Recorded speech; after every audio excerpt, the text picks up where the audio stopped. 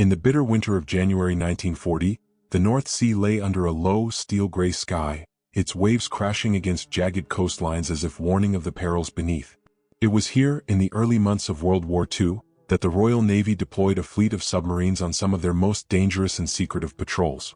Among them were the T-class submarines like HMS Truant and HMS Triton, designed to strike at the heart of German naval logistics. The objective was deceptively simple: intercept enemy shipping, disrupt supply lines, and gather intelligence. Yet, for the men aboard these vessels, the mission was a study in constant tension, where silence often preceded catastrophe.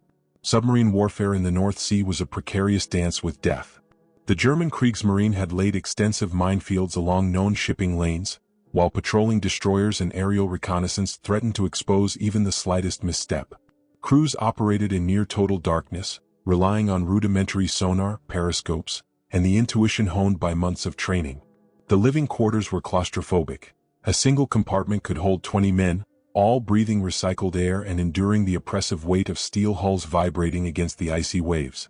Every sonar ping, every shadow in the water, could mean an enemy destroyer bearing down with depth charges primed. HMS Truant, under the command of Lieutenant Commander Anthony Myers, set out on January 12, 1940, to patrol near the Heligoland Bight, a notorious hotspot for German shipping. Orders were succinct: observe, intercept, and strike only when necessary. Avoid detection at all costs. Yet the first weeks revealed how unforgiving the North Sea could be. Myers' logs recorded constant tension. The night is thick with cold, the sea restless, and our prey ever vigilant. Each maneuver must be precise. One mistake and we join the silence below. It was this mixture of precision and peril that defined the early months of British submarine operations, a shadow war waged beneath frozen waters. Despite their training and courage, losses mounted almost immediately. HMS Oxley, another T-class submarine, disappeared near the Norwegian coast in early February with all hands, leaving only a faint distress signal intercepted hours after its departure. Naval intelligence pieced together fragments of radio traffic, but no wreckage was found. The incident raised chilling questions. Had it struck a mine or had German patrols intercepted it? Each vanished vessel became a phantom, a silent warning that even the best-trained crews were at the mercy of the unpredictable sea and an unseen enemy. The human struggle on board these submarines cannot be overstated. Men faced days of near-absolute quiet, punctuated by moments of explosive danger. Rations were limited, fresh water was scarce, and sleep came in fitful, stolen hours. Sailors wrote letters home, many never sent, capturing both camaraderie and fear. Petty Officer James Hardy of HMS Triton recorded in his diary, "We glide beneath a world that does not know we exist, hunting shadows while the shadow hunts us. I do not know who will see the sun again." These personal accounts underscore a reality often lost in strategic overviews. Submarine warfare was not just about tactics, it was about endurance, resolve, and the thin line between life and oblivion. By the end of January, the patrols had achieved mixed results. Some German merchant vessels were intercepted, their cargoes of coal and weapons disrupted, yet the cost was steep. 2 submarines vanished without warning, their fates unknown even to seasoned Admiralty officers. Intelligence reports noted that in several cases, entire crews disappeared so quickly that no distress call was logged. Naval historians have since speculated that mechanical failure, navigation errors, or minefield encounters were to blame, yet no definitive answers exist. This uncertainty lent the missions an air of haunting suspense, a quiet dread that lingered long after the submarines departed for their next patrol. The early 1940 North Sea patrols illustrate a stark truth of World War II submarine operations. Victory was measured not only in sinkings but in survival, and silence often marked both. As the Royal Navy continued to map enemy routes and strategize patrols, each disappearance became a puzzle, a thread to follow in understanding the invisible war fought beneath the waves. The men aboard these submarines, lost or survived, navigated a world of shadows, mines, and fleeting intelligence, an environment where even the smallest error could consign them to oblivion.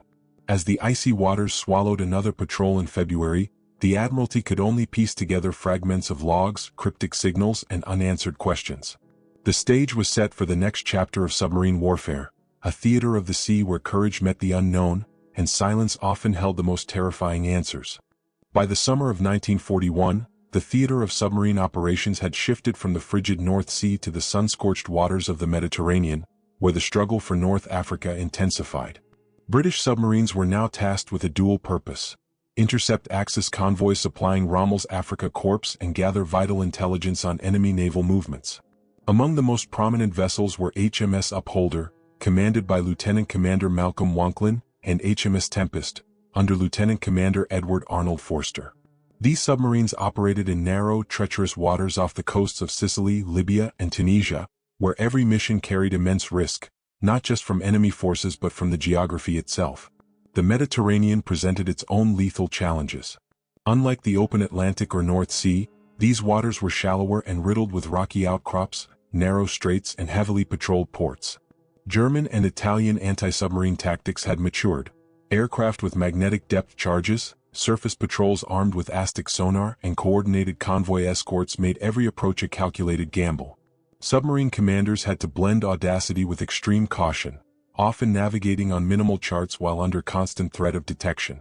The margin for error was razor-thin, and the consequences of failure were immediate and absolute. HMS Upholder became a legend for its daring missions, sinking multiple enemy vessels while evading destruction.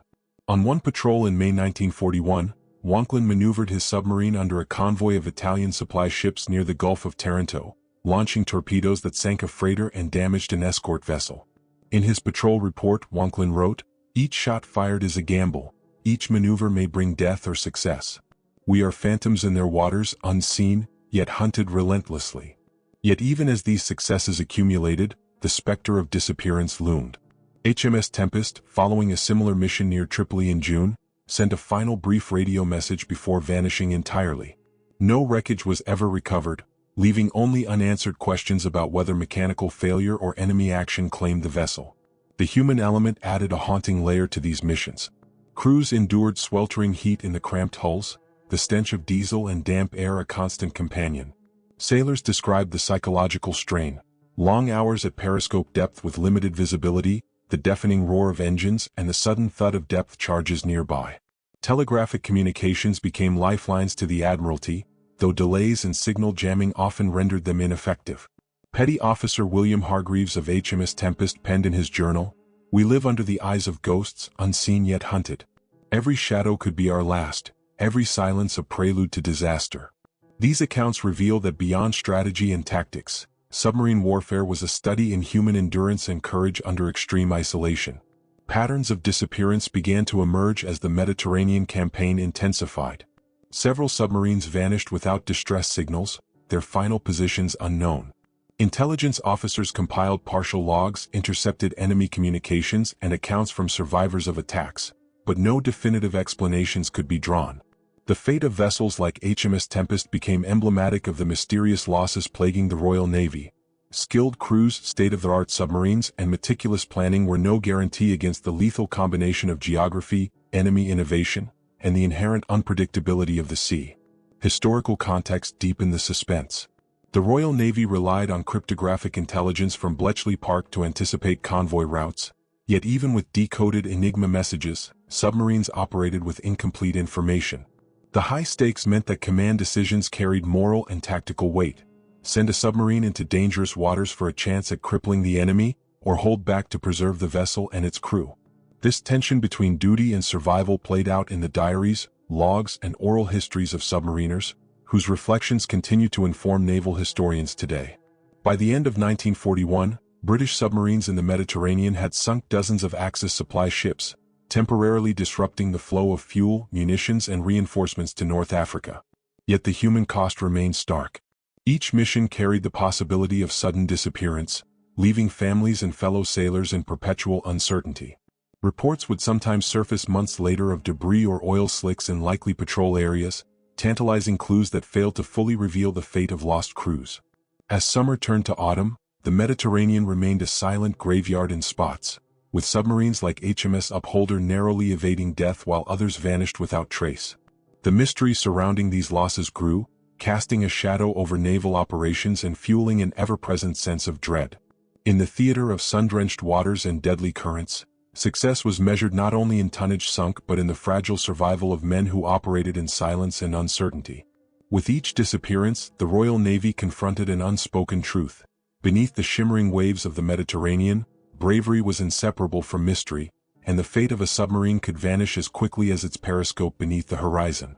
The stage was set for even more perilous missions along the Norwegian coast, where enemy activity in treacherous waters would escalate the stakes for every British submarine sent to patrol. By late 1942, the Royal Navy had shifted its attention to the northern waters off the coast of Norway, a strategic region crucial for intercepting German supply convoys bound for the Arctic front. The Norwegian fjords and icy seas provided both opportunity and peril. Narrow passages allowed British submarines to ambush enemy vessels, but they also presented deadly traps for those who miscalculated their navigation. Submarines such as HMS Tuna, HMS Seawolf, and HMS Tigris were tasked with these high-risk operations, often entering enemy-controlled waters with minimal intelligence and under constant threat from Luftwaffe reconnaissance planes and German anti-submarine patrols. Operating in these northern waters was a study in precision and patience. Crews navigated through fjords where sonar readings could be distorted by cliffs and underwater currents, and where the constant presence of German U-boats and destroyers meant that a single misstep could be fatal. Submariners relied heavily on intelligence reports, aerial reconnaissance, and intercepted communications, but these sources were often incomplete or outdated. The Arctic environment itself added a layer of danger. Frigid temperatures, rapidly changing weather, and the near-constant darkness of polar winters sapped morale and complicated operations. HMS Tuna, under the command of Lieutenant Commander H.R.T. Warner, undertook a particularly daring patrol in October 1942, aiming to disrupt German supply routes along the Vestfjorden. Warner's log reflects the tension. The fjords are a labyrinth of shadows. Every sound could be the clatter of an enemy patrol, every echo could signal our discovery. We move as ghosts in the cold, silent waters. Despite meticulous planning, Tuna was forced to dive repeatedly to avoid detection, narrowly escaping depth charge attacks that sent the crew tumbling into cold, bracing waters during emergency drills. The men aboard understood that survival depended as much on composure as on skill, and even minor errors could be fatal. Yet, for all their expertise, some missions ended in inexplicable disappearances.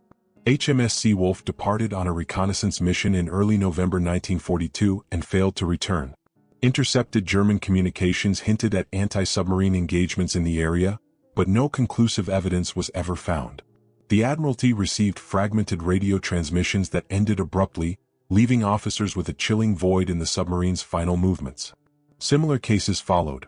Vessels vanished under circumstances that could not be fully explained, fueling speculation about mines, enemy ambushes, or mechanical failures in the unforgiving Arctic waters. The psychological strain on submariners in the Norwegian theater cannot be understated. Confined to steel cylinders submerged beneath icy fjords, men endured constant anxiety, the stifling stench of diesel, and the physical rigors of operating machinery under extreme pressure. Many kept journals that conveyed a blend of meticulous observation and raw fear. Petty Officer Thomas Caldwell of HMS Tigris wrote, "We glide beneath a frozen world, hunted by unseen eyes. Silence is our ally, but it is also our enemy. One wrong turn and the fjord will claim us, as it has claimed others." These first-hand accounts highlight the human element of submarine warfare, the tension between mission objectives and the fragile line separating life from death. The disappearances in the Norwegian waters presented a historical puzzle. Intelligence officers attempted to reconstruct events using the scant clues available. Sonar readings, intercepted enemy transmissions, and post-war wreckage analysis. Many submarines were believed to have struck mines or been destroyed by coordinated German patrols. Yet in several cases, wreckage was never recovered, leaving unanswered questions about the fate of the crew. These unresolved incidents added a layer of mystery to the northern operations, emphasizing the silent, often invisible risks inherent in underwater warfare. By the end of 1942, the British Naval Command faced a sobering reality. The northern fjords were strategically vital, yet they exacted a steep toll in human life and material. Successes were measured in tonnage sunk and strategic disruption, but each victory came at the cost of lives swallowed by icy waters, sometimes without a trace. The cumulative effect of these losses created an atmosphere of tension and uncertainty that permeated every subsequent mission. As the Arctic winter deepened and patrols became more dangerous, the Royal Navy began planning missions with even greater precision and secrecy, preparing to push submarines into enemy harbors and secret supply routes. These new assignments would test both human endurance and technological limits, as submariners ventured into areas where even the most experienced crews could vanish into silence. The stage was set for a new chapter of peril and mystery, one that would challenge the very limits of bravery and strategic ingenuity.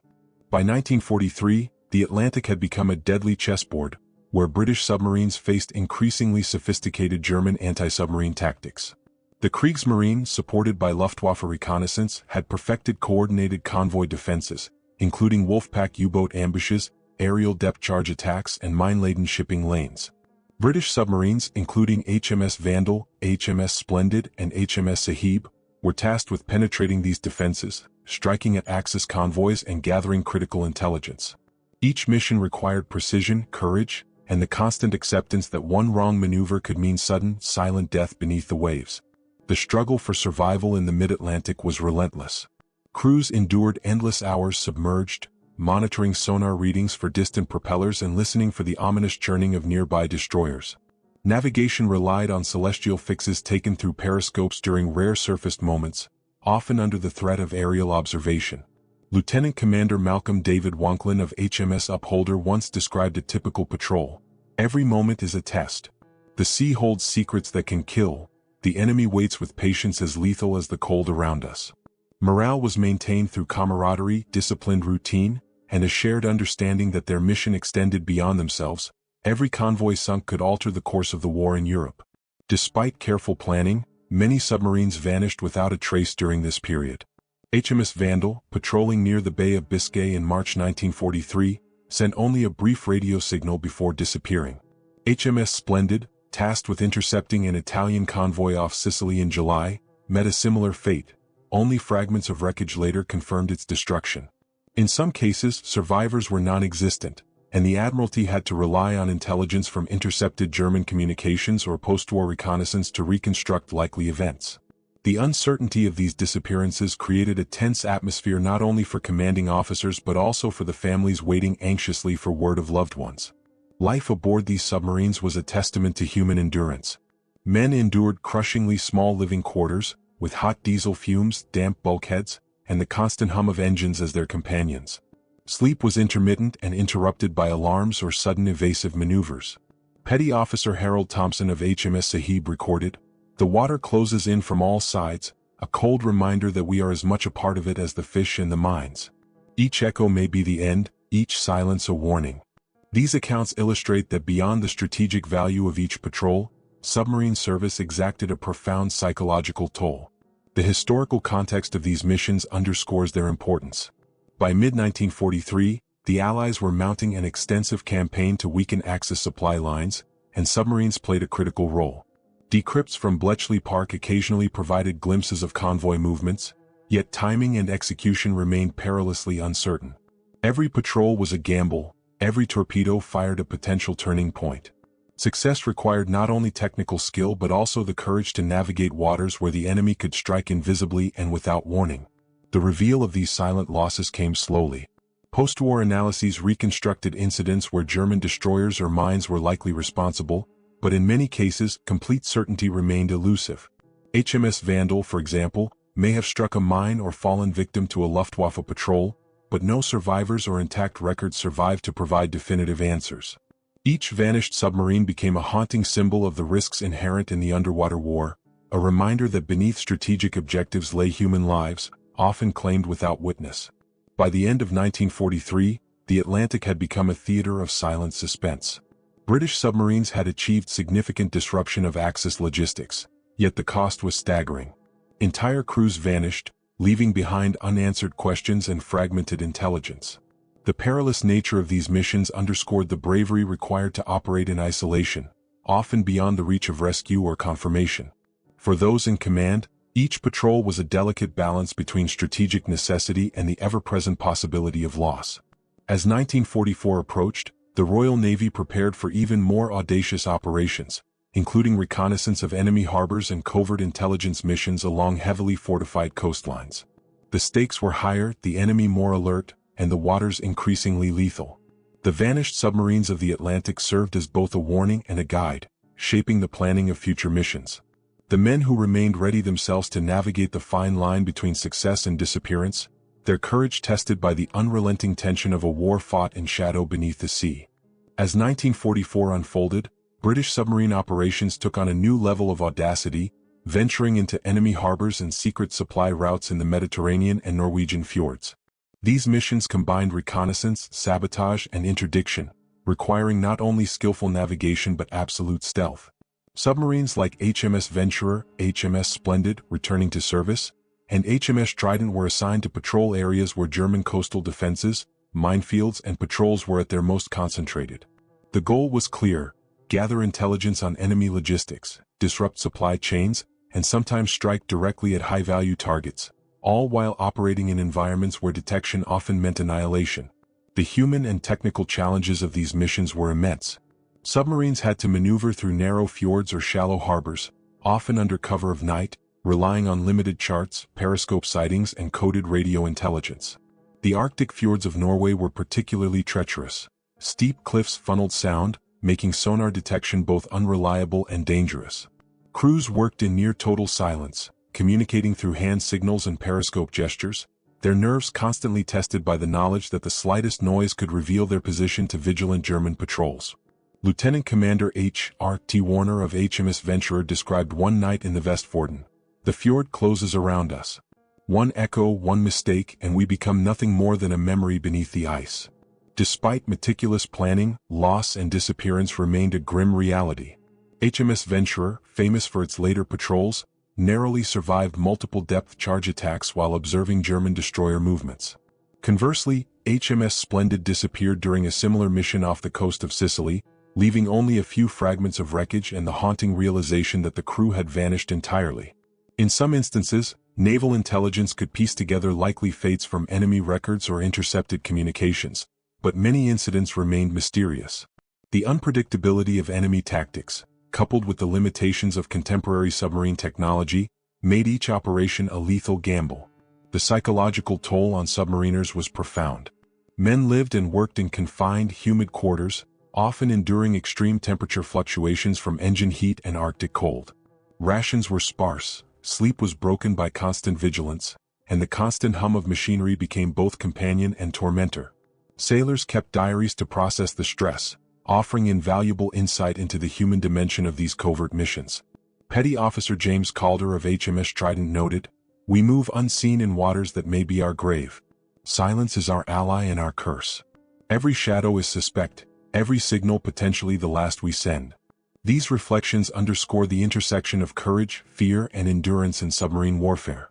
Historical records indicate that the lessons of earlier disappearances were applied to these later missions. Improved navigation techniques, better understanding of fjord acoustics, and more accurate intelligence allowed some submarines to operate with slightly reduced risk. Yet the inherent danger of operating within enemy-held waters could never be fully mitigated. Even the most skilled commanders faced the constant reality that survival was uncertain, and the line between heroism and tragedy was perilously thin. The consequences of these covert patrols were significant. Intelligence gathered from reconnaissance missions informed Allied operations across Europe, aiding in the disruption of Axis supply lines and contributing to strategic planning for major offensives. Ships sunk or delayed by submarine attacks reduced the flow of essential material to German forces in Norway, North Africa, and Southern Europe. Yet, every victory was accompanied by the haunting presence of missing submarines and unaccounted crews, a somber reminder of the invisible sacrifices made beneath the waves. By the end of 1944, the Royal Navy had gained valuable experience in covert submarine operations, yet the mystery surrounding vanished vessels persisted. Submarines had penetrated enemy strongholds, collected critical intelligence, and struck decisive blows, but many never returned, leaving only partial records and lingering questions. The stories of these missing crews became emblematic of the silent, high-stakes nature of underwater warfare, missions conducted in isolation, under extreme pressure and often without witnesses. As the year drew to a close, naval planners began reflecting on the true cost of these operations. The courage and skill of submariners were undeniable, yet the seas they navigated remained an unpredictable and unforgiving theater. Each mission left behind not only strategic outcomes but also the shadow of those who disappeared in silence, creating a tension that would persist long after the war ended. The final chapter of this covert struggle would reveal the scale of losses and the enduring mysteries that continued to haunt the Royal Navy's submarine service. By 1945, the culmination of years of perilous submarine operations painted a sobering picture of both bravery and loss. The Royal Navy had documented the full scale of its submarine campaigns, revealing not only tactical successes but the disturbing reality of numerous vessels that had vanished without a trace. From the icy North Sea to the sunlit Mediterranean and the treacherous Norwegian fjords, British submarines had patrolled some of the most dangerous waters of the war, often operating beyond the reach of rescue or even reliable intelligence. The silent fates of these submarines became emblematic of the invisible costs of naval warfare, where human courage collided with the relentless unpredictability of the sea. One striking example was HMS Upholder, credited with sinking over 90,000 tons of Axis shipping before being lost in April 1942 near the Gulf of Taranto. Its disappearance shocked the Admiralty and underscored the lethal hazards faced by even the most successful submarines. Similarly, vessels like HMS Tempest and HMS Venturer navigated enemy-held waters on missions critical to intelligence and supply disruption, yet many failed to return. In each case, the Admiralty pieced together partial reports, intercepted communications, and post-war, examined wreckage to understand their fates, but many questions remained unanswered, leaving an enduring sense of mystery over the war's undersea campaigns. The human stories behind these losses are perhaps the most compelling. Crew members endured claustrophobic quarters, unrelenting stress, and the constant threat of death from mines, depth charges, or mechanical failure. Petty Officer James Hardy of HMS Triton had once written, "We glide beneath a world that does not know we exist. One wrong move and the sea claims us." These words resonate as a testament to the courage and resilience required to operate submarines in hostile waters, often with minimal support or information. Families of the missing sailors waited months, sometimes years, for confirmation, often receiving only fragments of letters or reports detailing uncertain fates. The strategic impact of these covert operations, however, was undeniable. British submarines disrupted Axis supply chains, delayed troop movements, and gathered crucial intelligence that informed larger campaigns. Even the missions that ended in disappearance contributed indirectly, as lessons learned from failures improved the safety and effectiveness of subsequent patrols. Admiralty records indicate that by the final months of the war, operational procedures had evolved to maximize the survival chances of crews while maintaining the element of stealth, though the risk of total loss could never be eliminated. The mysteries surrounding vanished submarines also fueled post-war investigations. Naval historians, diving teams, and researchers sought to locate wrecks and piece together operational histories from fragmentary logs, survivor accounts, and enemy records. Some vessels were eventually found on the seabed, their silent wrecks confirming partial theories about attacks or mechanical failure. Yet even decades later, several submarines remain undiscovered, leaving gaps in the historical record and continuing to inspire speculation about what truly transpired beneath the waves. The cumulative effect of these silent losses extended beyond immediate military concerns. They left an indelible mark on naval doctrine, emphasizing the importance of intelligence, technological innovation, and crew training under extreme conditions. The lessons of stealth, endurance, and calculated risk continue to influence modern submarine operations. Yet the human element, the courage and vulnerability of men facing isolation and danger, remains a poignant reminder of the war's hidden costs. By the end of World War II, the Royal Navy had recorded dozens of submarines lost in mysterious circumstances. Each disappearance carried with it unanswered questions, fragments of operational reports, and the haunting reality of men lost to the sea. The vanished submarines of the North Sea, the Mediterranean, and the Norwegian fjords represent not just tactical history, but a human story of bravery, sacrifice, and the uncertainty of underwater warfare. Their silent fates remind us that the true theater of war often extends beyond what is visible, where courage meets the unknown and answers are never guaranteed. In reflecting on these operations, one realizes that the ocean itself was both battleground and witness. The waters that claimed these submarines remain largely indifferent, preserving the silence of those who served below the waves.